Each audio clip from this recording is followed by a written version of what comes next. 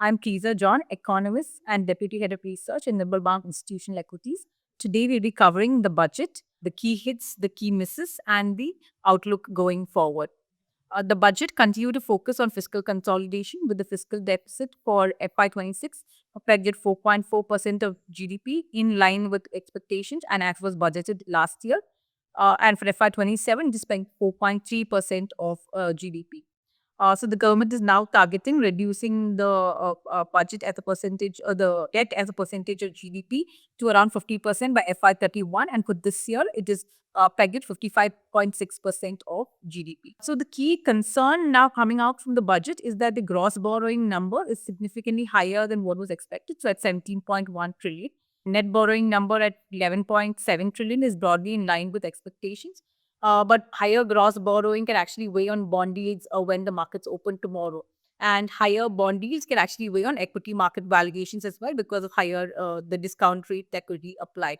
So that is a key concern. We think the RBI will have to continue to support the bond markets through open market operations, which it has been doing, say, over the last 1 year or so. The key hits, as you say, broadly, the focus on capital expenditure continues. Capital expenditures estimated to grow at around 11.5% in FY27 on a slightly lower base in FY26. Defense and your state capex loads get the higher allocation. So defense spending or capital expenditure is expected to grow by around close to 18%, whereas your state capex loans are expected to grow around 33%. Roads and railways get a slightly lower allocation. So railways around 10% and roads around 7% growth as far as capital expenditure is concerned. On the revenue expenditure side, the overall revenue expenditure is expected to grow around 6.5%, which is again in line with expectations. Your tax revenues are expected to grow around 7%, which is lagging your nominal GDP growth of around 10%. So we see potential for some surprises potentially on tax collections as we go through the year, maybe on your GST collections, which are actually budgets to decline by around 2.2% on a year-on-year basis. We think that could be flat or see slightly higher growth as we go through the year. The misses, as I said, the key concern is one, the higher gross borrowing number. The second is the STT on futures and option, which is weighing on capital market transaction, and that's reflecting the equity markets today.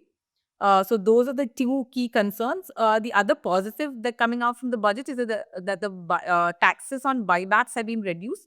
Earlier, buybacks were taxed at the marginal tax rate for the individual investor. Now it will be taxed similar to capital gains, where the and long-term capital gains are lower at around 12.5%, short-term capital gains around 20%. And for promoters, it will be taxed at 22%, and for promoter corporates, it will be at 22%.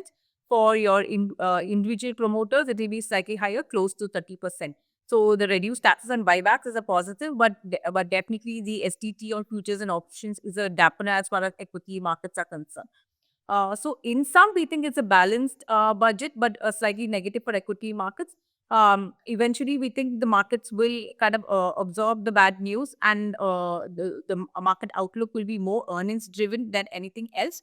We think with nominal GDP picking up as we go to FY27, there should be a pickup in earnings growth, and earnings growth should be broadly in line with nominal GDP. So market estimates for earnings growth for next year are not overly optimistic. So we think the downside from here should be limited.